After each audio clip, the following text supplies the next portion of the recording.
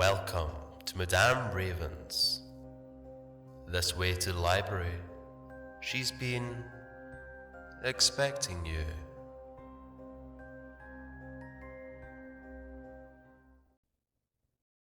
Today, my darlings, I bring you some Gothic poetry, just for a little change of pace.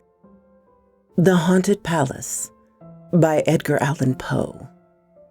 In the greenest of our valleys, by good angels retenanted, once a fair and stately palace, radiant palace, reared its head. In the monarch thought's dominion, it stood there. Never seraph spread opinion over fabric half so fair. Banners yellow, glorious, golden, on its roofs did float and flow. This, all this, was in the olden time, long ago. And every gentle air that dallied in that sweet day along the ramparts bloomed and pallid, a winged odor went away. Wanderers in that happy valley through two luminous windows saw spirits moving musically to a lute's well-tuned law. Round about a throne where, sitting, Porphyrogen, in state his glory well befitting, the ruler of the realm was seen, and all with pearl and ruby glowing was the fair palace door, through which came flowing, and sparkling evermore, a troop of echoes, whose sweet duty was but to sing, in voices of surpassing beauty, the wit and wisdom of their king. But evil things in robes of sorrow assailed the monarch's high estate. Ah, let us mourn, for never morrow shall dawn upon him desolate. And round about his home the glory that blushed and bloomed is but a dim remembered story of the old time entombed. And travelers now within that valley through the red litten windows see vast forms that move fantastically to a discordant melody, while like a ghastly rapid river through the pale door a hideous throng rush out forever and laugh, but smile no more. Kubla Khan, or A Vision in a Dream, a Fragment, by Samuel Taylor Coleridge. In Xanadu did Kubla Khan a stately pleasure dome decree, where Alph the sacred river run, through caverns measureless to man, down to a sunless sea. So twice 5 miles of fertile ground, with walls and towers were girdled round, and there were gardens bright with sinuous rills, where blossomed many an incense-bearing tree. And here were forests ancient as the hills, and folding sunny spots of greenery. But oh, that deep romantic chasm, which slanted down the green hill athwart a cedared cover, a savage place as holy and enchanted as e'er beneath a waning moon was haunted, by woman wailing for her demon lover, and from this chasm with ceaseless turmoil seething, as if this earth in fast thick pants were breathing, a mighty fountain momentarily was forced, amid whose swift, half interminable burst, huge fragments vaulted like rebounding hail, or chaffy grain beneath the thresher's flail. And mid these dancing rocks at once and ever, it flung up momentarily a sacred river, 5 miles meandering with a mazy motion. Through wood and dale the sacred river ran, then reached the caverns, measureless to man, and sank in tumult to a lifeless ocean. And amid this tumult, Kubla heard from afar ancestral voices prophesizing war, The shadow of the dome of pleasure floated midway on the waves, where was heard the mingled measure from the fountain and the caves. It was a miracle of rare device, a sunny pleasure dome with caves of ice. A damsel with a dulcimer, in a vision once I saw. It was an Abyssinian maid, and on her dulcimer she played, singing of Mount Abora. I could revive within me her symphony and song. To such a deep delight 'twould win me, that the music loud and long I would build that dome in air, that sunny dome, whose caves of ice, and all who heard should see them there, and all should cry, beware, beware, his flashing eyes, his floating hair. Weave a circle round him thrice, and close your eyes with holy dread, for he on honeydew hath fed, and drunk the milk of paradise. My darlings, I really would have loved to hear the end of that.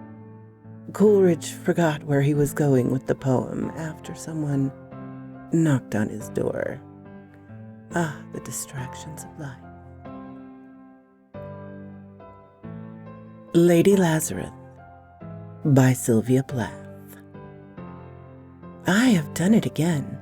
1 year in every 10 I manage it. A sort of walking miracle. My skin, bright as a Nazi lampshade. My right foot, a paperweight. My face, a featureless, fine linen. Peel off the napkin, oh my enemy. Do I terrify? The nose, the eye pits, the full set of teeth, the sour breath will vanish in a day. Soon, soon the flesh, the grave cave ached will be at home on me. And I, a smiling woman, I am only 30, and like the cat, I have 9 times to die. This is number 3. What a trash, to annihilate each decade. What a million filaments the peanut-crunching crowd shoves in to see. Them unrack me hand and foot, the big striptease. Gentlemen, ladies, these are my hands, my knees. I may be skin and bone. Nevertheless, I am the same identical woman. The first time it happened, I was 10. It was an accident. The second time, I meant to last it out and not come back at all. I rocked shut as the seashell, and they had to call and pick the worms off me like sticky pearls. Dying is an art, like everything else. I do it exceptionally well. I do it so it feels like hell. I do it so it feels real. I guess you could say I've a call. It's easy enough to do in a cell. It's easy enough to do it and stay put. It's the theatrical. Come back in broad day to the same place, the same face, the same brute. A mute shouting, "A miracle!" that knocks me out. There is a charge. For the eyes of my scars, there's a charge. For the hearing of my heart, it really goes.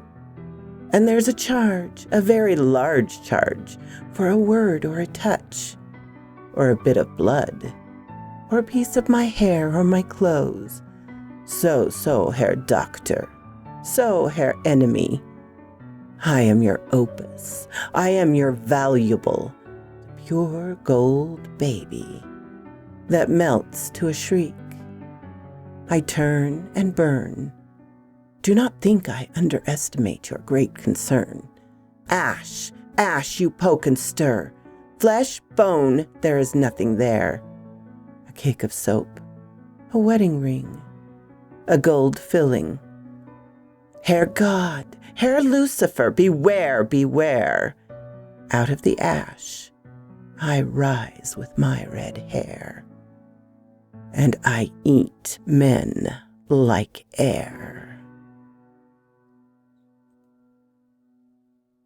Because I Could Not Stop for Death by Emily Dickinson. Because I could not stop for death, he kindly stopped for me.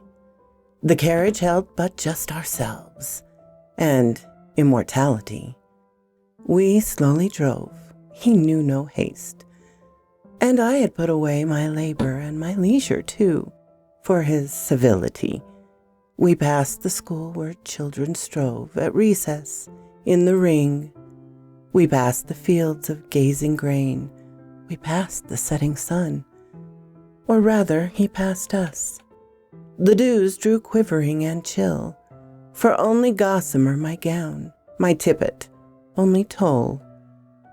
We paused before a house that seemed a swelling on the ground. The roof was scarcely visible, the cornice in the ground. Since then, 'tis centuries, and yet feels shorter than the day I first surmised the horses' heads were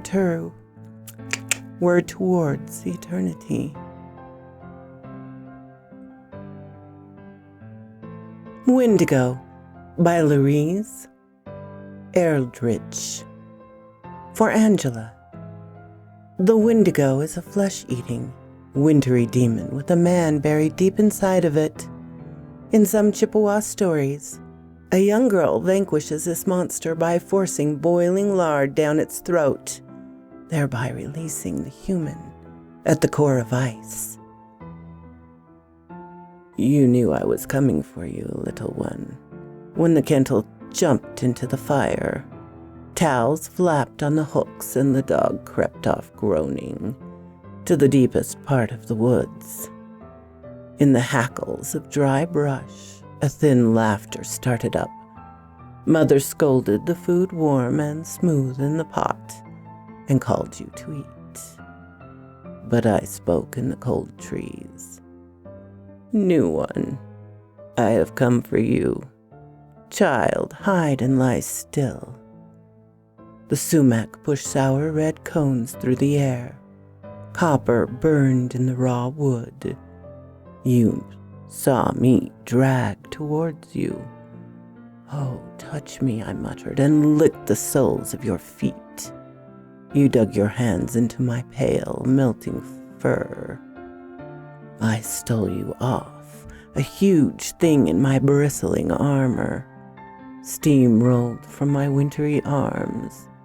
Each leaf shivered from the bushes we passed, until they stood naked, spread like the clean spines of fish. Then your warm hands hummed over the shoveled, themselves full of ice and the snow. I would darken and spill all night running, until at last morning broke the cold earth, and I carried you home, a river shaking in the sun. A Child's Nightmare by Robert Graves. Through long nursery nights he stood by my bed unwearying, looming, gigantic, formless, queer, purring in my haunted ear, that same hideous nightmare thing, talking as he lapped my blood in a voice cruel and flat, saying forever, cat, cat, cat. That one word was all he said, that one word through all my sleep, in monotonous mock despair. Nonsense may be light as air, but there's nonsense that can keep horror bristling round the head, when a voice cruel and flat says forever, cat, cat, cat. He had faded. He was gone years ago with Nurseryland, when he leapt on me again from the clank of a night train, overpowered me foot and head, lapped my blood, while on and on the old voice, cruel and flat, says forever, cat, cat, cat. Morphia drowsed, again I lay, in a crater by Highwood. He was there with straddling legs, staring eyes as big as eggs, purring as he lapped my blood, his black bulk darkening the day, with a voice cruel and flat. Cat, cat, cat, cat, he said. Cat, cat. When I'm shot through heart and head, and there's no choice but to die, the last word I'll hear, no doubt, won't be charge or bomb them out, nor the stretcher-bearer's cry, "Let that body be, he's dead," but a voice cruel and flat, saying forever, "Cat, cat, cat." The Witch, Mary Elizabeth Coleridge. I have walked a great while over the snow, and I am not tall nor strong. My clothes are wet and my teeth are set, and the way was hard and long. I have wandered over the fruitful earth, but never came here before. Oh, lift me over the threshold and let me in at the door. The cutting wind is a cruel foe. I dare not stand in the blast. My hands are stone and my voice a groan, and the worst of death is past. I am but a little maiden still. My little white feet are sore. Oh, lift me o'er the threshold and let me in at the door. Her voice was the voice that women have who plead for their heart's desire. She came in the quivering flame, sunk and died in the fire. It never was lit again on my hearth, since I hurried across the floor to lift her over the threshold and let her in at the door. So quoth this raven. I hadn't done one of these in a while, my dears. I hunted up a few poems and hope you like them. Let me know, either way.